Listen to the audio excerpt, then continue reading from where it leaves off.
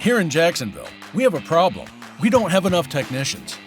More than 1 million vehicles are on the road across North Florida, and we're running out of people who know what the heck they're doing when those cars break. Service centers are hiring. They need to backfill retirements with young, hungry technical workers. They need you. So check out J-Tech.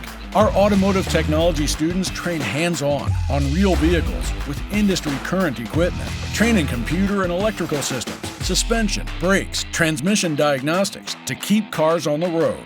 Employers come to the J-Tech campus every week, looking for people ready to work. Our flexible schedules allow people to hold down a job while they train. Get into something that has a future that AI can't do.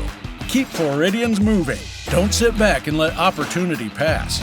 Rev up your future in automotive technology. Trade up to the trades. Visit jtech.org to connect.